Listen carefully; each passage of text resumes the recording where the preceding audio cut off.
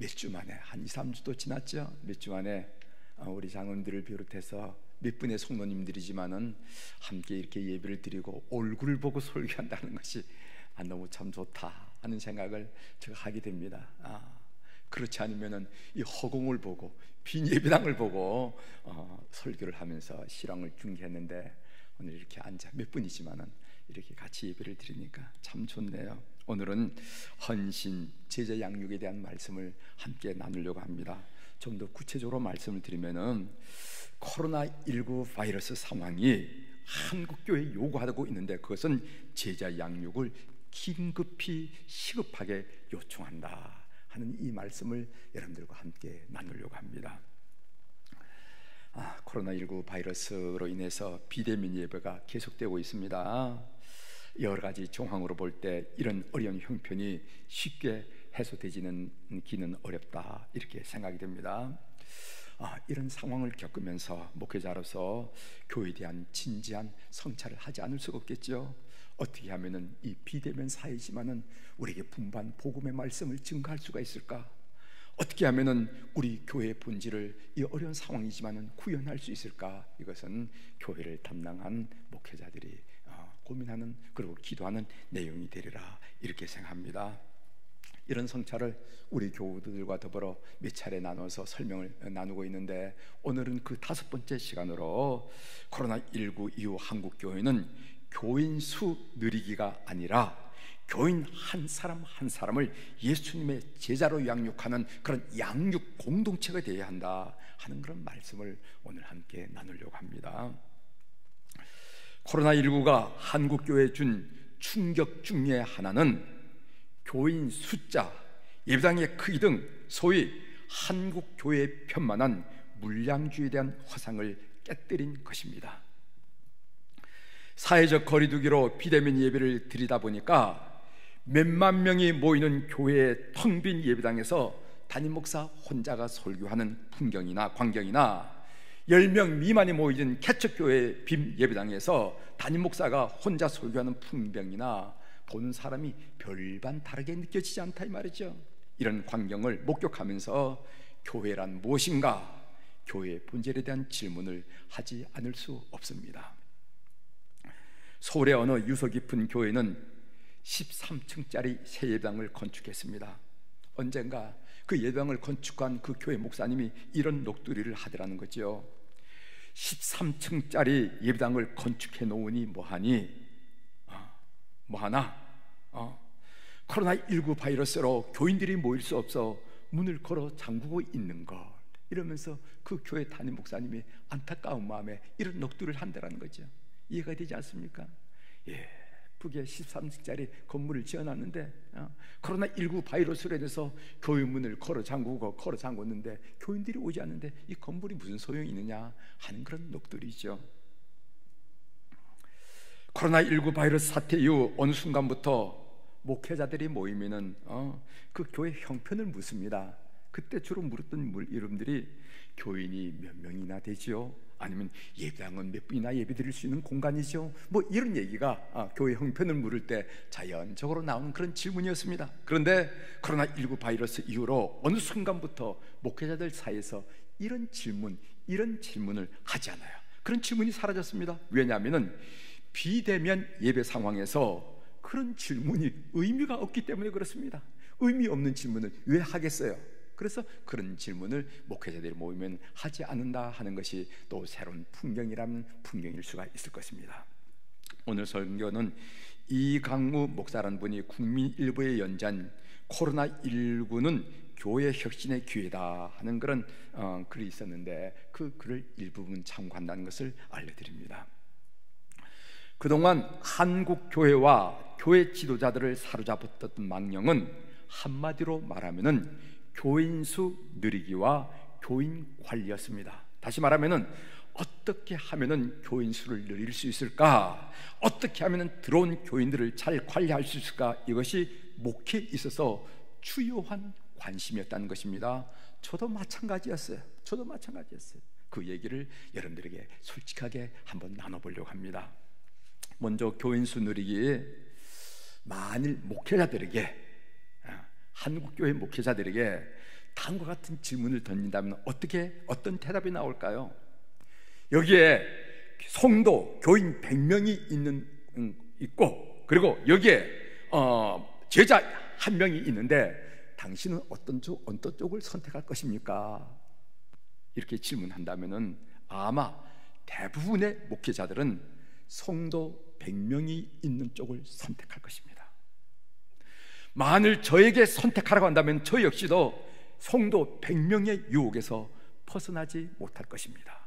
그런데 코로나19 바이러스 사태를 겪으면서 그게 아니구나 라는 생각을 하게 된다는 것입니다. 왜냐하면 성도 100명이 대단해 보이지만 그들은 한순간에 없어질 수도 있기 때문입니다.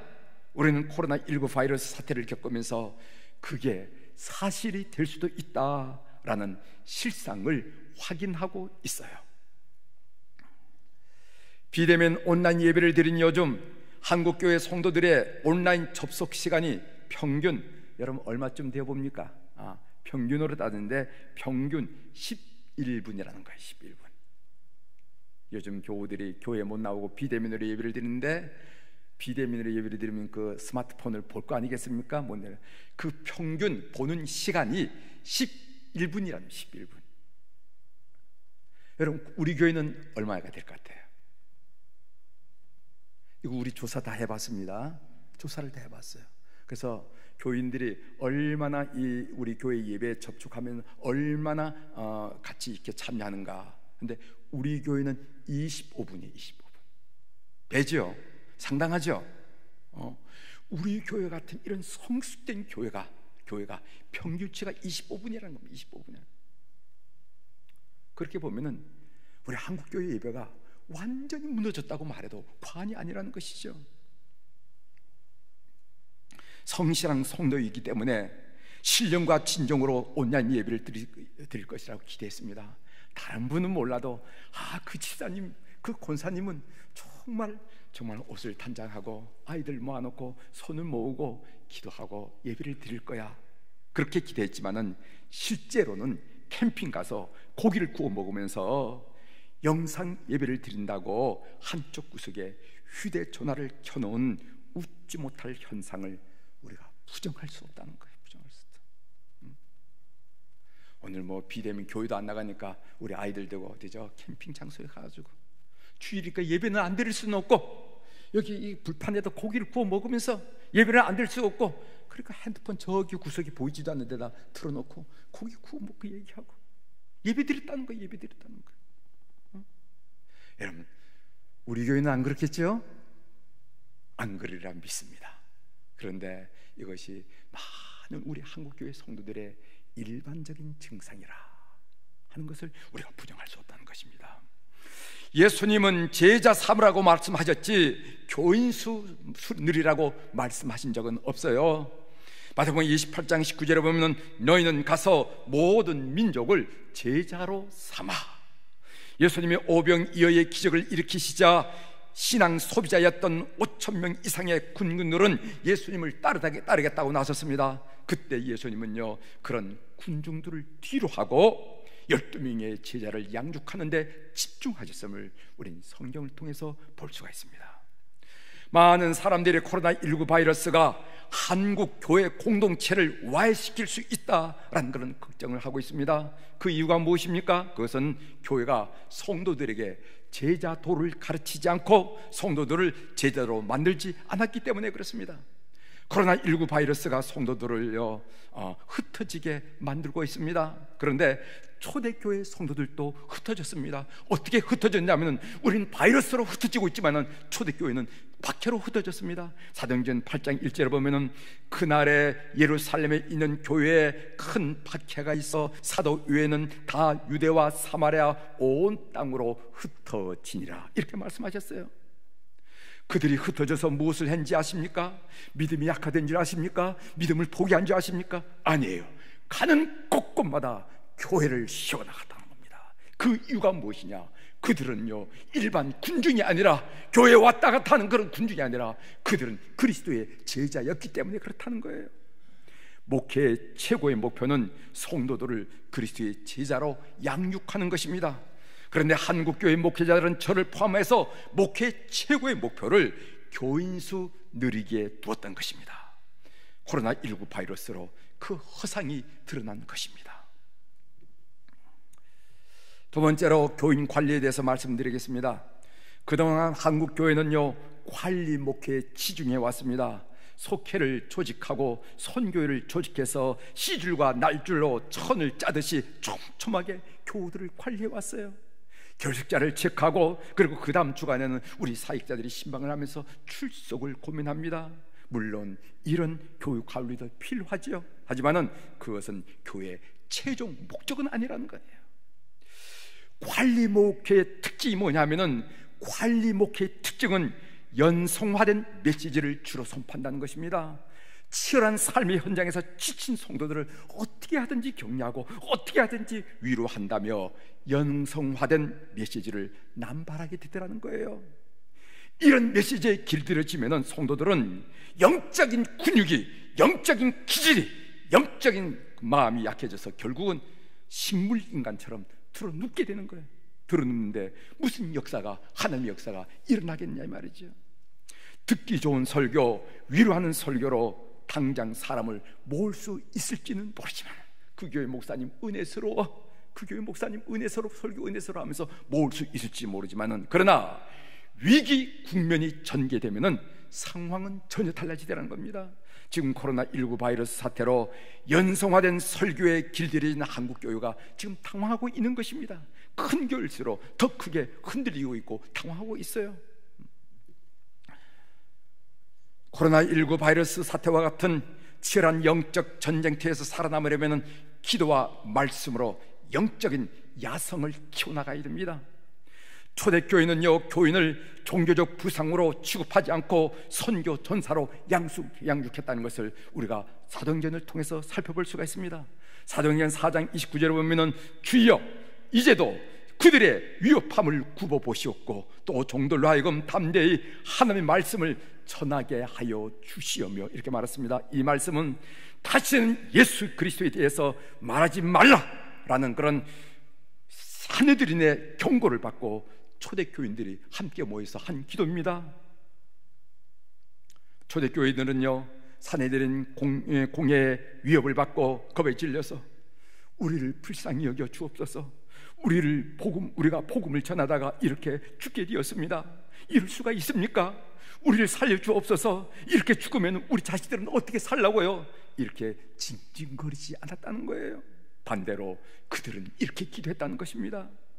사내들의 위협이 현실이지만 그들은 무감각하고 무지하기 때문에 사내들의 경고와 위협을 무시하지 않았어요. 사내들의 위협은 현실이지만 그 위협에 굴복하지 말고 담대히 복음을 전할 수 있도록 저희들에게 힘을 달라고, 능력을 달라고 그들이 기도했던 것입니다.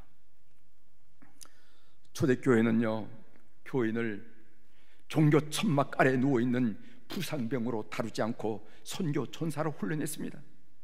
이제 우리 그리스도인들도 팔과 다리를 동여맸던 붕대를 풀고 기대고 있던 목발을 던져버리고 복음을 들고 작진을 행해 돌격하는 선교 전사가 되어야 됩니다. 그래서 디모데 후서 2장 3절에 보면 우리 그리스도인들을, 예수 믿는 사람을 뭐라고 말하냐면 예수 그리스도의 군사, 병사라고 말했던 것을 우리가 알게 됩니다.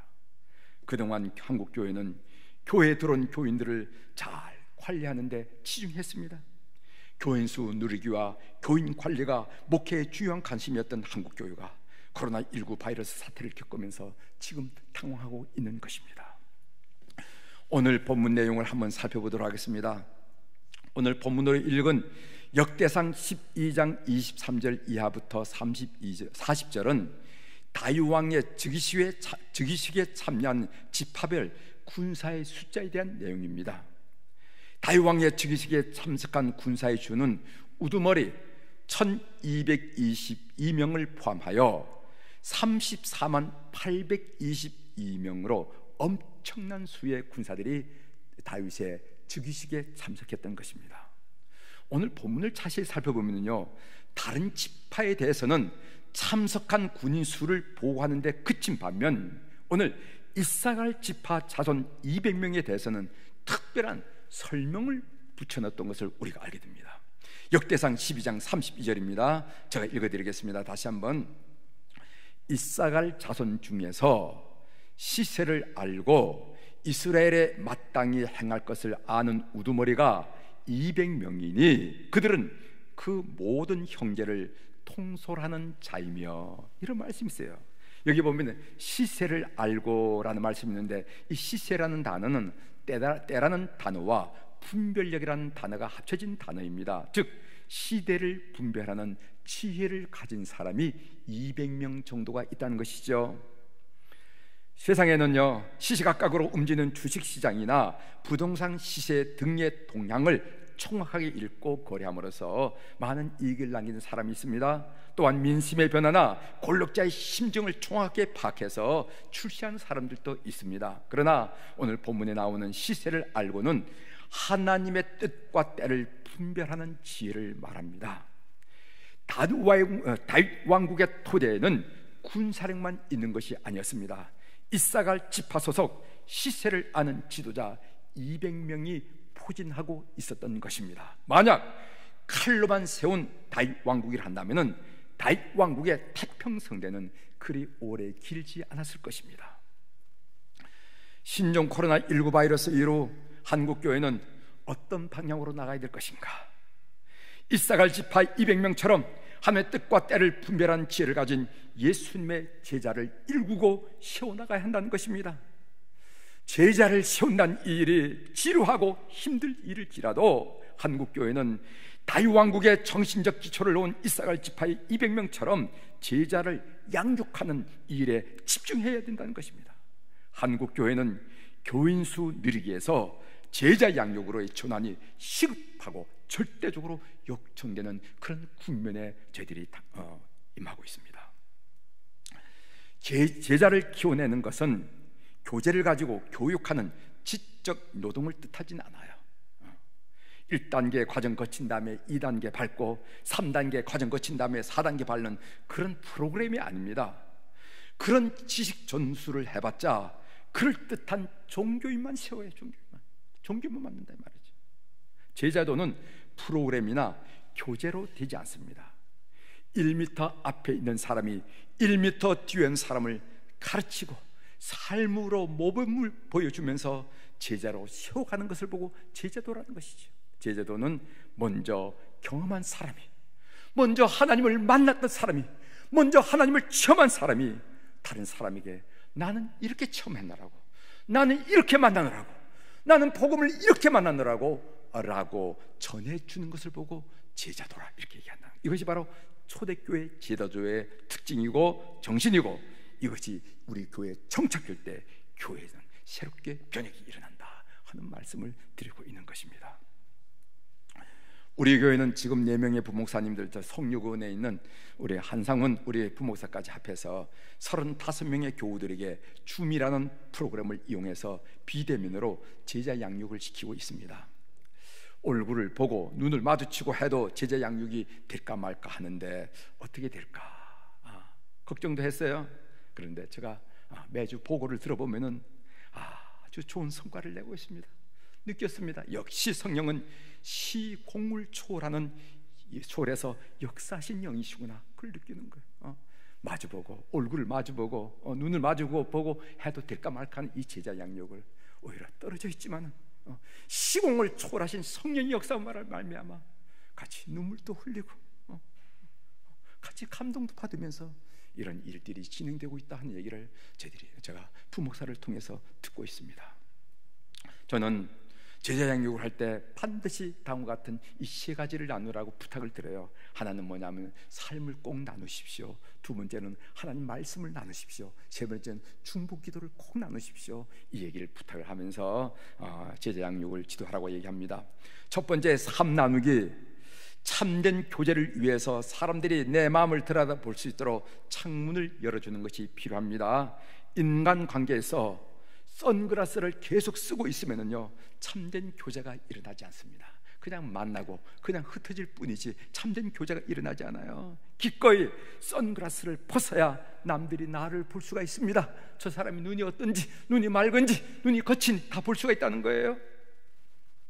그런데 부끄러움, 두려움, 자존심, 귀찮음 때문에 자기 방어 체계인 선글라스를 쓰고 있는 한 참된 교제는 일어나지 않습니다. 가장 중요한 것은요, 리더가 먼저 자신을 보호하는 선글라스를 벗고 멤버들 앞에 나설 때 비로소 멤버들이 자신의 선글라스를 벗고 나눌 수 있다 하는 것을 경험하게 됩니다. 참된 교제를 위해서 마음 열기를 하는데, 이 마음 열기를 위해서 퀴퀴 프로그램을 제가 교우들에게 소개해드렸습니다. 이 퀴퀴라는 건 퀘이커스 퀘스천이라 하는 건데, 이 퀘이커 교도들이 서로 만나면은 다음과 같은 질문하면서 서로 마음을 연다는 겁니다. 첫 번째, 4가지 질문하는데, 첫 번째는 어떤 질문하면 당신의 신앙 배경을 알고 싶습니다. 그래서 생년월일이 어떻고, 고향은 어떻고, 가족관계가 어떻고, 가정의 신앙은 어떻고, 이런 신앙 배경. 두 번째로는 자기 인생 중에서 가장 추운 시기는 언제였습니까? 우리가 나이가 60, 70 이렇게 되면 인생의 추운 시기가 있지 않았겠습니까? 그럼 세 번째로는 자기 인생 중에 가장 따뜻한 시기는 언제였습니까? 그리고 언제 예수 그리스도를 인격적으로 만났습니까? 이 4가지 질문을 통해서 퀘이커 교도들은 서로 마음을 연다는 거예요. 저는 우리 교우들에게 지난 한 주간 동안의 삶을 나눌 때 2가지를 주는, 하나는 지난 한 주간 동안에 따뜻했던 일, 차가웠던 일, 차가웠던 일, 따뜻했던 일. 우리 인생은 한 주간이지만은, 짧은 한 주간이지만은 그런 일 있잖아요. 가슴이 철렁 내려앉은 일들, 하나님께 기도할래도 기도가 나오지 않은 일들 경험하잖아요. 그런 일들 나누라는 거예요. 그러나 그런 일들을 극복하고 우리를 승리하게 하시는 하나님의 은혜 따뜻한 일도 나누라는 거예요. 이런 일을 통해서 우리는 멤버들이 일상생활에 하나님의 임재를 느끼는 임마누엘을 경험할 수가 있습니다. 우리가 매일 찬송으로 입으로 임마누엘 한다고 임마누엘이 되는 것이 아니라 내 삶의 순간순간 걸음걸음마다 하나님이 임재한 것을 느끼려면 이런 훈련이 돼야 돼요. 그래서 1주간 동안 나는 이렇게 차가운 경험을 겪었습니다. 그런데 하나님의 은혜로 이렇게 따뜻한 일을 경험했습니다. 이런 삶을 나누라 하는 그런 얘기입니다. 제가 지도해 보면은요, 이런 자신의 삶을 나누다가 하나님의 은총에 감격해서 눈 언저리가 축축해지고 손수건을 꺼내서 볼에 흐르는 눈물을 흘리면서 말하는 이런 교우들 많이 만났어요. 많이 만났어요. 그래서 삶을 나누나. 두 번째로는 말씀 묵상 나누기입니다. 건강한 가족은 이야기가 넘쳐납니다. 가족들이 모이면 이야기가 끝이 없어요. 아버지는 아버지대로, 어머니는 어머니대로 그 감동적이고 의미 있던 이야기를 나눕니다. 아이들도 신나게 학교에서 일어난 일들을 나눕니다. 가족 모두가 자기 이야기의 주인공이 됩니다. 그러다 보면요, 이야기하는 사람도 신나고 그리고 가족관계도 두터워지는 것을 보게 됩니다. 그러나 건강하지 않은 가족의 특징이 뭐냐면요, 거기는 규칙, 훈계, 명령, 복종만 있을 뿐이에요. 대화가 안 돼, 대화가 안 돼. 그래서 항상 아버지는 자기 훈계만 하는 거야. 엄마는 자식을 훈계만 하는 거야. 그런 가정이 건강하지 못한 가정이라는 것입니다. 듣는 척하지만 아무도 듣지 않아. 듣는 척하지만 거기에는 규칙, 훈계, 명령, 복종. 제자 양육도 마찬가지입니다. 리더는 일방적으로 설교하러 들지 말고 멤버들이 말씀 묵상을 통해서 받은 은혜를 나눌 수 있도록, 나는 이렇게 은혜 받았습니다. 어떻게 보면 어린아이 같은 신앙이고, 어떻게 보면 청년 같은 신앙이고, 어떻게 보면 장년 같은 신앙이지만 그런 일들을 받아들이면서 교회 공동체를 이루어나가는 게 중요하다는 것입니다. 세 번째로는 중보기도 나누기입니다. 누가 나를 위하여 진정으로 기도해 주겠습니까? 멤버들의 문제를 내놓고 함께 기도하십시오. 멤버들의 고통을 나의 고통으로, 나의 아픔으로, 나의 문제로 받아들이고 멤버들을 대신해서 주님 살려주세요, 주님 살려주세요 라고 하늘 아버지께 호소할 때 그 기도를 들은 멤버들은요, 그 공동체를 결코 떠나지 않습니다. 어디서 그런 경험을 하겠어요? 성경의 마태복음 18장 19절에 보면은 진실로 다시 너희에게 이르노니 너희 중에 2사람이 땅에서 합심하여 무엇이든지 구하면은 하늘에 계신 내 아버지께서 그들을 위하여 이루게 하시리라. 모든 교우들이 이런 중보기도를 통해서 하나님이 이루신 그 놀라운 은혜를 많이 경험하기를 축원합니다. 여러분, 성경에 보면 긍휼이라 하는 단어가 많이 나오죠. 저도 오늘 대표 기도할 때 긍휼이라 하는 그런 말씀을 썼습니다만, 이 중보 기도라는 것은 긍휼의 마음으로 기도하는 것을 보고 중보 기도라 이렇게 얘기할 수가 있습니다. 여러분, 긍휼을 영어로 뭐라고 합니까? 컴패션이라 이렇게 얘기하죠. 함께 고통당함, 함께 고통당하는 것을 보고 컴패션을 하잖아요. 이걸 히브리어로 뭐라고 말하면 라함이라고 그럽니다. 라함. 이 라함은 무엇을 나타내냐면은 여자의 자궁을 의미하는 거예요. 여러분, 자궁만큼 하나됨을 절실히 나타내는 말이 어디 있겠습니까? 여자의 자궁 속에 아이가 있지 않습니까? 엄마와 아이는 하나가 아닙니까? 이게 중보기도라는 거예요. 중보기도란 이런 하나됨으로 기도하는 것을 말하는데, 우리 성도님들을 위해서, 우리 지사님을 위해서 하나가 되어서 마치 자궁 속에 아이가 있는 것처럼 그 아이를 위해서 기도하는 것처럼 그렇게 기도해 나갈 때 하나님의 거룩한 역사를 우리가 힘입을 수 있다는 것입니다. 이 세상 어느 누가 다른 사람 문제를 이렇게 내 문제로 끌어안고 중보 기도를 하겠느냐, 이런 얘기예요. 이것이 바로 제자 양육을 통해서 일어나는 놀라운 일이라는 것입니다. 이제 말씀을 마치겠습니다. 갑자기 닥친 코로나19 바이러스 상황은요, 한국교회 제자 양육을 긴급히 요청하고 있습니다. 우리 교회는 앞으로도 헌신 제자 양육 프로그램을 지속적으로 운영할 것입니다. 여러분, 성령 충만하도록 기도해 주십시오. 여러분, 적극적으로 참여해 주십시오. 그래서 우리 하나님이 기뻐하시고 교회를 세우는 그리스도의 제자들이 우리 교회에서 많이 일어나는 그런 것을 기대하면서 기도에 참여하고 행사에 참여하는 여러분들의 길을 주의 이름으로 부탁을 드립니다. 기도하시겠습니다.